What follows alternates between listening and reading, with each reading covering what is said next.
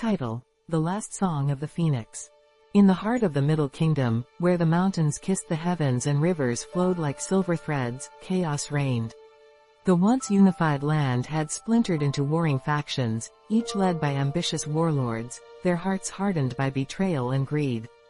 The cries of the innocent filled the air, drowned only by the clangor of swords and the thunder of galloping horses. It was in this tempest of despair that a hero would rise. General Dennis, a man of humble origins, had grown up in the shadow of the Great Wall, where tales of legendary warriors and ancient sages shaped his dreams. With a heart as fierce as a dragon and a spirit as unyielding as the mountains, he trained under the wise Master Li, who taught him the art of combat and the philosophy of peace. Dennis was not only a master of the blade but also a strategist whose mind was as sharp as the swords he wielded. As the warlords clashed, Dennis gathered a band of loyal warriors, each with their own story of loss and longing. Among them was May, a fierce archer whose family had been slaughtered by one of the warlords. Together, they forged an unbreakable bond, united by a shared dream of a peaceful China. Their journey was fraught with peril, but every battle they fought brought them closer to their goal. The pivotal moment came when Dennis learned of the warlord of the north, a tyrant known as Shu, who sought to dominate all of China.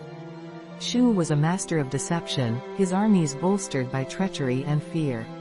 In a desperate bid for unity, Dennis challenged Shu to a duel, a fight that would decide the fate of the Middle Kingdom. The day of the duel arrived, and the skies were heavy with foreboding.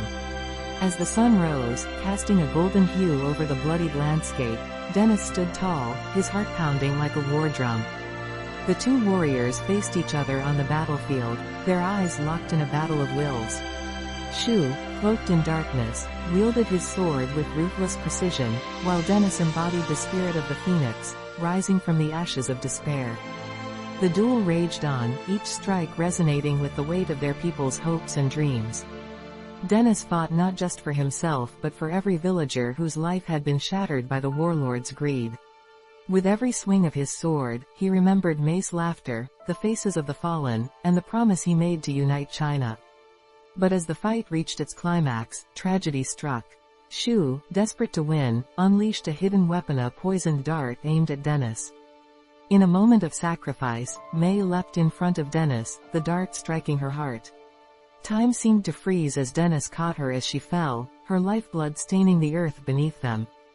"Promise me," she gasped, "that you will unite our people.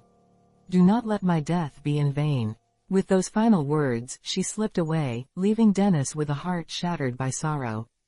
Fueled by grief and rage, Dennis summoned the strength of 1,000 warriors. With a final, devastating blow, he defeated Shu, the warlord's reign of terror ending in a flash of steel. As the dust settled, Dennis stood amidst the remnants of battle, his heart heavy with loss but resolute in purpose. In the months that followed, Dennis traveled the land, rallying the factions under a single banner. He spoke of unity, of healing, and of a future where the scars of war could be mended. Slowly, the warlords laid down their arms, and the people began to believe in the dream of a unified China. Years later, as the sun set over the Great Wall, Dennis stood atop a hill, overlooking the land he had fought to save. The laughter of children echoed in the distance, a melody of hope that replaced the cries of war. Though the sorrow of May's sacrifice lingered in his heart, he knew that her spirit lived on in every smile, in every moment of peace. Dennis, the Grand General, had united China, not through conquest, but through love, sacrifice, and the indomitable spirit of a true hero. And as the last song of the Phoenix faded into the twilight, the Middle Kingdom began to heal, a testament to the enduring power of hope amidst the shadows of sorrow.